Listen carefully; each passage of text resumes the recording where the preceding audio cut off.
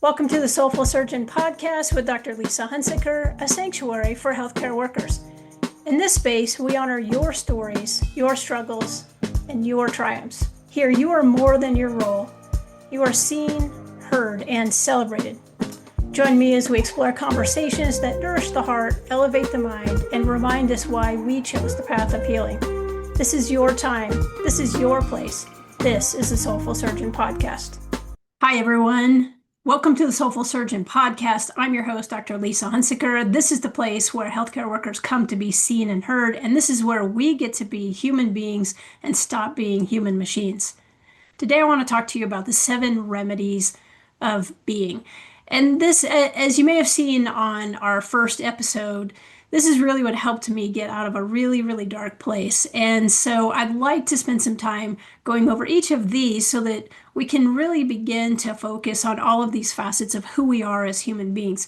As we go on throughout the podcast, each one of these podcasts is going to be based on one of these remedies of how we can make ourselves better.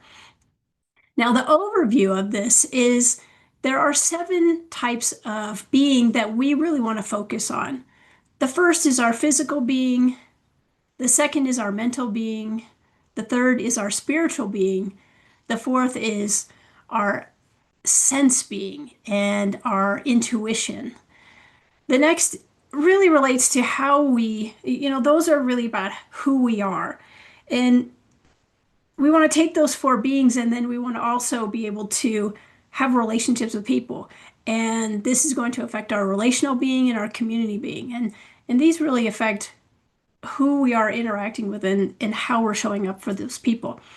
And then finally, the 7th being that I want to talk about is the intentional being. And that's really getting down, stripping away of all the things that we do and all the roles that we have and all of the titles that we have, and really look at why are we here? What's our purpose? What are we doing?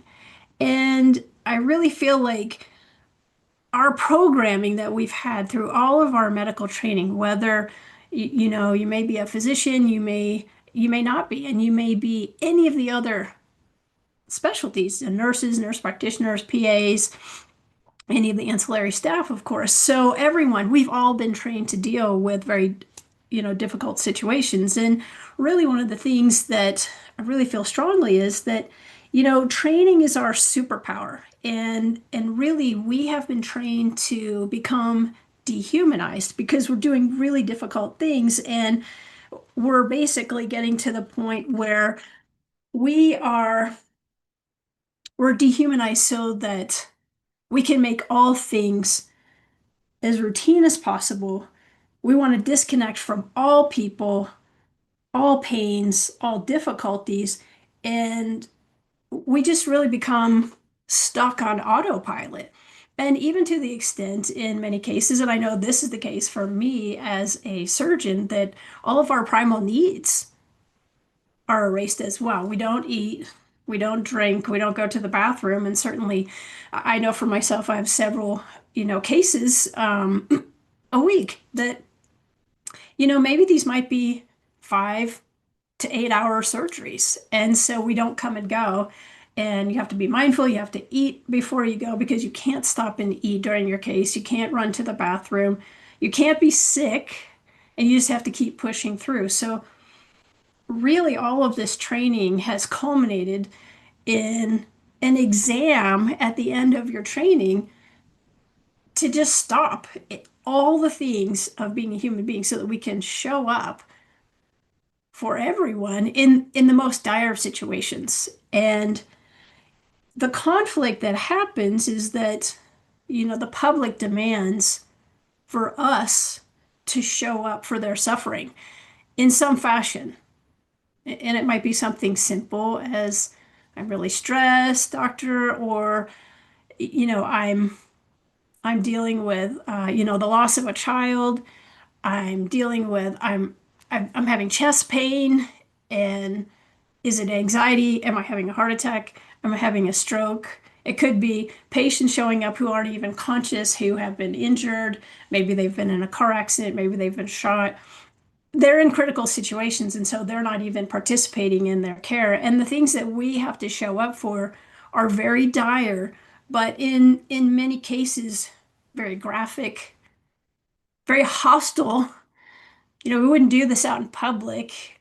Um, one of the things as a trauma surgeon, there are cases where we have to open people's chests up in the ER.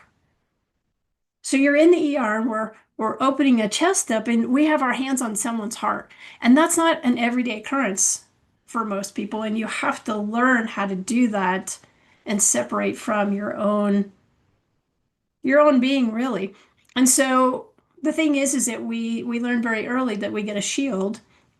We put this shield up around our heart, except that over time in our training, that shield really evolves and it's multi shields and ultimately becomes a wall. And the wall is not coming down. And so we're not able to connect outside of these walls. There might be someone inside that maybe understands and we can communicate. But we're really not communicating with our patients. We're not communicating with our loved ones. We're not even communicating with ourselves, and we don't really understand what's happening. And so the problem is that when we show up in these ways, we are really acting in a way that is not it's not human to us. And so we are the servants to our patients, and we are denying our own needs for the patients. Now, the thing is, we have to do that. We have to do that in order to accomplish the goals of patient care. But we also have to be able to stop, put that shield down, and say, okay, now I'm Lisa. I'm the girl, Lisa, and I'm going to go home and I'm going to be the girl, and I'm no longer with the shield. And I have needs and I have to take care of these things. And I have a very busy schedule and I've got to work these things in because I can't go without being a human being for a significantly long time because it detracts from me and it harms me. And so what we end up having is we have this chronic self-abandonment, and we just can't do that long term. It's not sustainable. And the way healthcare is right now, we're in a crisis. And there is no way that we're going to be able to continue to do this. And one of the issues, really, we see our young colleagues coming in and they're saying, this really is not working for me. And so they either have to leave or succumb to this whole idea of loss of who you are. And so this is generational trauma that's been happening for generations and generations and generations in medicine. And the training that we receive as physicians, we're taught this is military style, right? Because surgery is based out of military medicine and war medicine. And then all of the other areas of medicine fall in different areas and different layers of it. And then anyone who has any contact with us, nurses, PAs, respiratory therapists, dietitians, nutritionists, everyone who is in contact with us, all of that bleeds into them. And this is the whole kind of pyramid of hierarchy. And we have this training that is now falling into so many areas of medicine. So now we have to really think about this in a new way with this generational trauma, and that we all are victims of a past training cycle that is no longer compatible with what we're doing now. And the problem is that we have been violated, and over the years we've become hardened, and then we become the violators, and then we pass that entire work ethic and self-sabotage and self-abandonment onto the next group of folks who are coming. And the problem is that we say, look, you're not good enough and you're not worthy, and you just can't keep up, and get out if you can't keep up with us. And this is what you have to do. And there really is no room in that paradigm for change, evolving, and saying, look, you as a human being, we need you here and we need the quality you so that you can give great care to your patients. And we need you a long term, but that's not really happening. And so what we have to do is we have to change this gold standard that we have put out generation after generation after generation. And we need to stop this and we need to start a new narrative. And the narrative of healing ourselves, healing our patients. Because if we're not healed, then we're not doing our best. We're not showing up for our patients.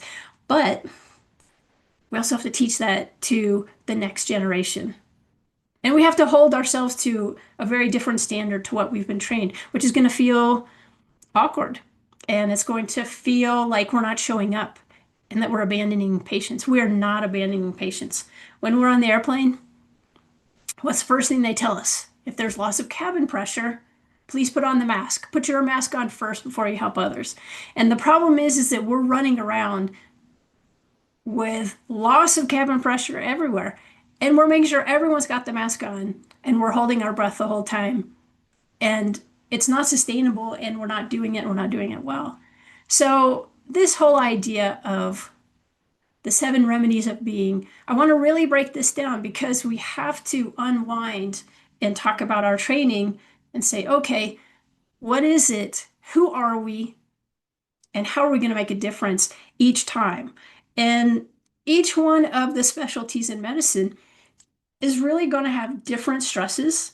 And certainly our colleagues who are in the emergency department, interventional radiology, and in surgery, I feel like these are going to be some of the highest stresses because everyone has stress except that the time is very, very compressed and it's a recognize a problem and solve a problem as soon as possible and as efficiently as possible and with as much care for the patient and care for the teams as possible. So we don't have much time to think about it. And so I feel like those autopilot tendencies that we're on, we've got to unwind those.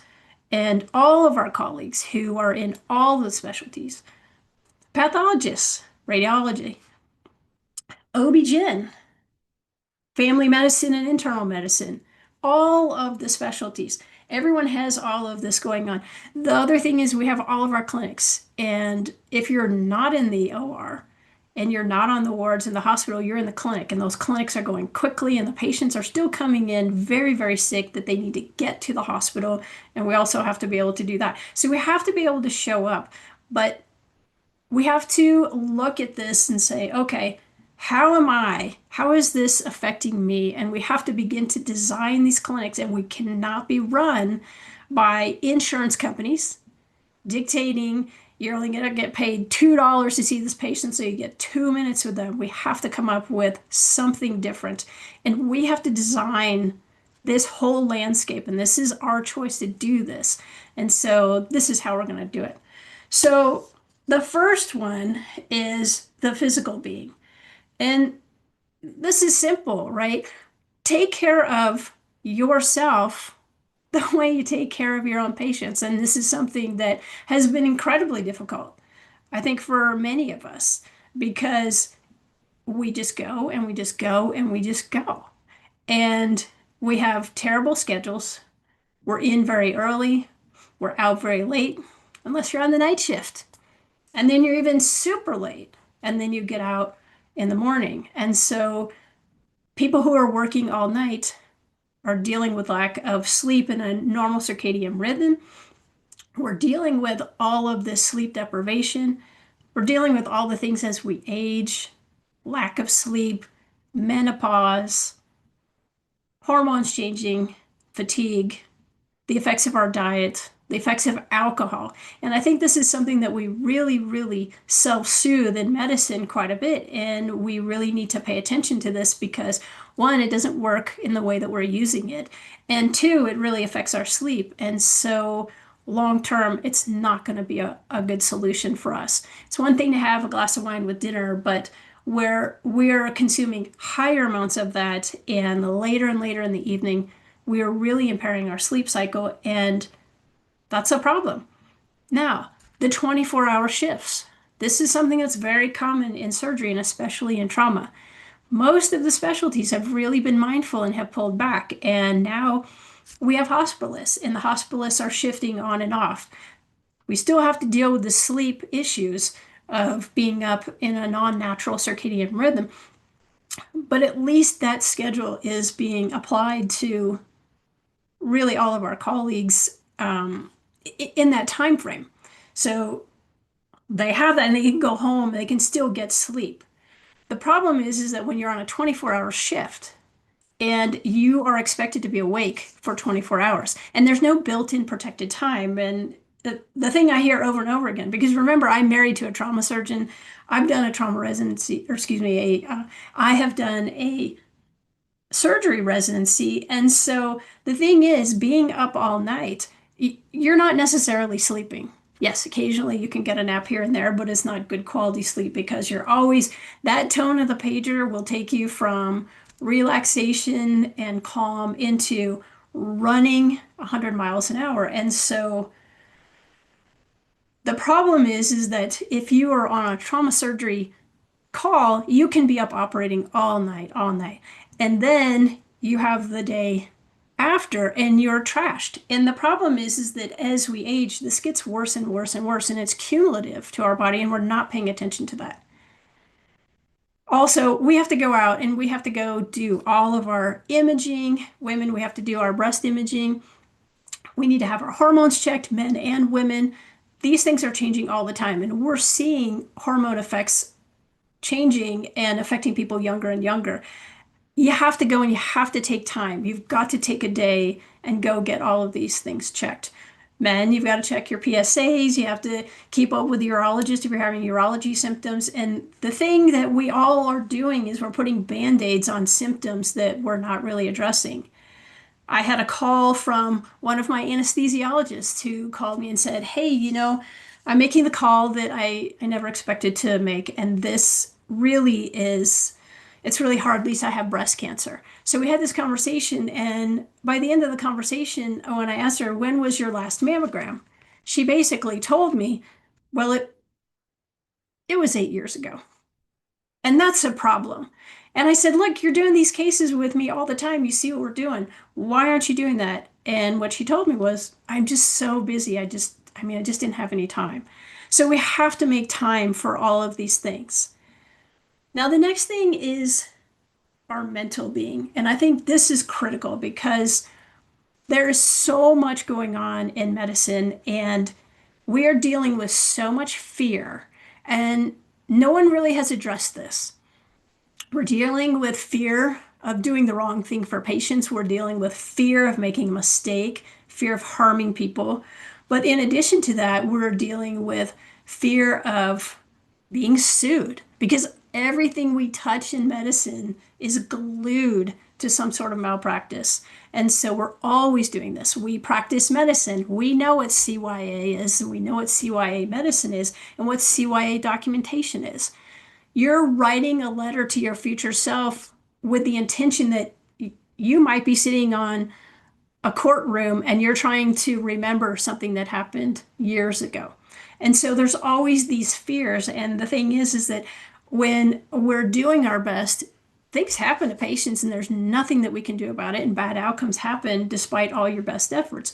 This is what medicine is. But with all these other fears and baggage that we're bringing, there's so much. And what happens is a lot of times when maybe our home life is not so great, maybe there's a divorce, maybe there's children that are having difficulties growing up and there's more needs and more time needed to be with them, except that we don't have the schedule that will accommodate that. And we're trying to put people in places to basically replicate us, nannies, babysitters, all these other things. And this is really affecting. Something happens in our core layer and then the house of cards comes down. And the problem is that for us, physician suicide is a real deal. We've had 3 surgeons in this last year in Denver who have died by suicide. And this can't keep happening. We have to do something and we have to help one another and we have to live one another. Really, we have to really help each other live safely and comfortably and feel valued and feel worthy. Anxiety, depression, all of these things are part of our experience with medicine. We're dealing it with our patients, we're dealing with it in our home life, and we are dealing with it in our own hearts. And so we have to make sure that we're dealing in a way that is kind and compassionate. We need to treat ourselves with loving kindness because that's just not happening and no one else is coming for us. We have to really realize this. We have to build an inner circle that we can rely on and we can show up for them as well. But no one is coming for us. The public are not coming to save us. Insurance companies are not coming to save us. The hospitals are not coming to save us. All of these people are working us to death and they are okay with the status quo. And this is not going to work for us. So we have to be better. We have to do better. And the most important thing is we have to develop some sort of self-worth. And the message that we get from all of these people is that nobody cares about us. If we die, the next one is stepping into our place and it's on to the next one. The insurance companies don't care. The patients are going to see other physicians, nurses, anyone else. If we're gone, the next one is right there. If we're not there in the hospital, they're going to hire somebody else. Doesn't matter. None of these things are mattering. So we have to take it upon ourselves. It's no one else's job but our own to make sure that we are taking care of the best way that we can because only we know exactly what we need. And it's time for us to really start having these conversations about what we want, what we need, and what is non-negotiable anymore. The next is our spiritual being. And this really covers so many different things. This could be religion and how we pray, meditate, however we communicate with whatever higher power that we may or may not value. And the other thing is that we have to be spiritual in the way of really getting into our own self. And this is where I think meditation is really, really key for us. And it doesn't matter about what religion you are, really getting into a very quiet mindset of who am I, where am I, and what's going on, and deep breathing. The problem that we're having is that the cortisol levels that we run at, it's not sustainable. And we have to get inside our own beings and we've got to bring those cortisol levels down. And so doing meditation and connecting with other people and really finding a core value that resonates with us and we can go with other people that we care about and we can share those values. And ultimately, the thing is, I feel like we're the leaders in this as well because every day we show up for anybody, for it doesn't matter who they are. There's no politics. There's no crimes. You can just treat everyone 100%. That's how we show up in medicine. That's how we have to show up with one another. And we've got to treat each other as kind and loving as possible. And we need to start treating ourselves at the level that we're treating our patients. Now, the next thing is our sensory being. And this really, it's very, very intuitive. And, we know the five senses, right? We can smell and hear and see and taste and touch. And so that's a five sensory being. And if you know anyone who's read Seed of the Soul and Gary Zukav, they know some more about the multisensory being. But we are multisensory beings because we're using all of those senses that we have, but we're going deeper and we're going inside our heart and inside our gut because many times we have short periods of time that we are with our patients and we don't have any time. We've got to get to the answer right away because that patient's going to run out of time. And so we've got to get to that. And there is an internal feeling that we just know. And so we have to be connected to that because there's many situations where we're working on little to no information and we have to go based on our experience. We have to go based on our knowledge and based on the entire thing that we're seeing, we've got to be able to condense that down and move forward with a plan that is workable. And that needs to extend beyond just work, but also, when you're a parent and you're dealing with your kiddo and you don't always have all the answers of what's going on, you need to go deep inside and use that experience and that intuition and really come forward with that. We need to be connected with that. And when we get into self-doubt, then that's a problem because that's a key part of how we are using all of our resources to deliver the best care for our patients. Now, once we get ourselves taken care of, right, these are our beings and these are the things that help us be the best who we can be. But what happens? Okay, now Lisa is as best as she can be, but what happens when I get with other people? And so this is our relational being. And this is really key because how do I show up as a mother? How do I show up as a wife? How do I show up as a daughter? How do I show up with my patients? How do I show up with my friends? How do I show up with my community?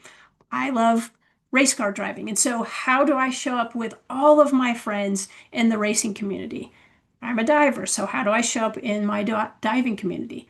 So, these are all the communities that we're a part of. And we're not showing up as I'm Lisa the plastic surgeon, and so I'm showing up on the dive boat as the plastic surgeon. I'm showing up as Lisa the diver. But really, I'm Lisa the girl who loves diving. And while I may have a role potentially as a dive master, I'm still the girl who is showing up with the love of diving and the love of people. And how am I going to connect and communicate with these people? And how is that happening? And how are they going to communicate to me? Do they feel safe? Do I make them feel safe? And these are all the things. And I feel like in medicine, many times we don't feel safe. We don't feel safe as practitioners. And of course, the patients don't feel safe because they're sick. And so we have these dueling areas of fear, and we have to come out of those places. And how we relate to people, I think, is a great place where we can start to begin to develop safe relationships and provide a safe venue for someone to come and be present with us, because that's what patients are doing. But we also need that to have a good relationship with our close families. Now, the other thing is the community that we are part of, that we have the least connection to, is our own here in the healthcare community. And one of the problems is that we're so busy and we're going, and we have been trained from communication standpoints and charting to be as brief and concise as possible. But we really need to show up for one another and all of the people. So when I go to the OR, it's not just me showing up. There are so many people that have to make that happen. And so from the check-in person at the hospital to the preoperative staff, to the OR staff, to the recovery staff, all the people that get all of the equipment to us, all the supplies to us, all of the people who prepare the ORs, there's so many people, and I can't do my job without any of them. But the way that we are talking to one another, it's brutal, and we have to support one another. And here's the thing, we as a collective are a huge community, and we can do better, and we have an incredible negotiating power if we all look up. And one of the problems is that we're slaying dragons all day long, and we got our heads down, and we're going forward, we're going forward. And we don't even know that, there's no more dragons because we have our head down so much. You finished your day, but you're still in that place of fighting. And that comes out in our relationships with our families, with our friends, but especially with our patients. And so we have to take care of one another. And if the nurses have a problem, then all the rest of us have to come together and stand behind them and say, no, the nurses need to be taken care of in whatever issue that they're doing. physicians, we need to come together, and it's not like, well, I'm a surgeon and you're OB-GYN or your family practice or your radiology or your pathology. No, we are all one another. And here's the thing, our bodies are being broken in surgery. If you look at the surgeons long term, ask a surgeon, how's your neck? How's your hands? How's your back? There's multiple issues that are related to long term treatment of this. And I was on a thread on Doximity not too long ago, and someone had brought about trying to discuss, okay, we need to start doing something ergonomically, or we need to come up with some plans, whether it's physical therapy, seeing doctors for our own selves, changing the OR, like starting the conversation. And this person put it out, and there was a litany of people who were just saying, I've got this, I've got this, I've got this. And I am one of those people. I've already had neck surgery. I have issues with my thumbs. I've got hip and back issues. That's me. But so everyone's writing that. And then there was a surgeon who got on there and said, stop whining. You're not a manual laborer. And this is the kind of issues that we're facing, this infighting of just stop. Like, it's, if our kid came to us and said, mommy or daddy, I have a broken hand, we wouldn't tell them, stop whining, right? We're going to take care of them. We need to take care of one another the way we're taking care of our patients, and we need to take care of ourselves that same way. And we need to look at our community as brothers and sisters, and we've got to come together because insurance is not getting better, and they are not out to help us. The hospitals are not necessarily out to help us. The hospitals are in a similar situation because they're trying to deal with insurance companies as well. But they have a different focus, and our focus is patient care. But our number one focus above all needs to be our own care. And we've got to take care of one another. We have to lift one another up, not claw and drag people down, because that is what is happening very frequently in medicine. And when you get a call in the middle of the night and you've been up all night and there's somebody who's just sending you a text and they don't know what they're talking about, and you pick up the phone and you ream them, that's a teaching opportunity, but you can't even show up for that because you've been up for 22 hours. So these are all the things that are all in play, and we've got to do better, because there is something much better on the other side. We just can't ring out or die out before getting to it. The last is our intentional being. And really, this is much more deep in our core. Why did you go into medicine in the first place? What were you hoping to get out of it? What else is there for you? What wakes you up in the morning and you are so excited to get up and go do? What are these intentions? Is it serving people? And in what way? And what does that really mean to you? And these are the things that, we started off way, way, way back when we decided, I think that medicine is really what I want to do. But there's a process, right? So you don't just decide that and then go do it. You have to go be trained. And in that training process, the love of serving people and the love of helping people gets twisted and it gets trained. And so we're going to help them in ways we never imagined. And that's a good thing. But it also is a bad thing, because now maybe we are destroying our own selves in this process. And long term, that's not going to serve us. And so what is really in your core? What makes you happy? What lights you up? And so these are the things that we have to get back to, because we're not going to be in medicine necessarily our whole lives. This may be a period of time, but ultimately, even if this is our love and we do well in it and we thrive in it, at some point we're going to retire. And then what happens after that? Who are we? And we are not doctors and nurses. We're human beings. We are not physical therapists. All those things will gently fade away as we age.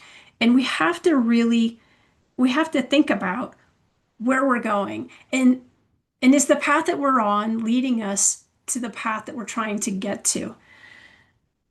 I think that the closing thing that I want to leave you with is this is something that's very near and dear to me. And the deepest embrace you will ever have is the complete embrace of your own humanity, exactly as it is. It's not what they've made us to be, but it's who we really are in our authentic self. And so I'd like to leave that with you. And I wish you well. I wish you loving kindness, and I wish you a wonderful journey of rediscovering who you are. We'll spend the next several podcasts diving into each of these and being much more specific about them, but I hope this has helped you. Please feel free to share this with all of your healthcare colleagues, because they need to know, if nothing else, I'm here for them, and the Soulful Surgeon podcast is here to hear them. And I would like to hear your stories. I would like to hear anything that you're struggling with. So please feel free to reach out to us so that we can bring all of these issues into one of these 7 remedies, because basically we're dealing with all of those. So thank you so much, and have a great rest of your day. Thank you for joining me on the Soulful Surgeon podcast. I hope today's conversation offered you reflection, encouragement, and a reminder that you are not alone on this journey. If this episode spoke to your heart, please share it with someone who might need it as well. And don't forget to subscribe so you never miss a moment of connecting with healthcare workers all over. You can find us on the web at soulfulsurgeon.com. You can find us on Instagram at Soulful Surgeon. And you can find us on LinkedIn at Lisa Hunsicker, MD. Until next time, take care of yourself the way you care for others. And remember, your story matters here.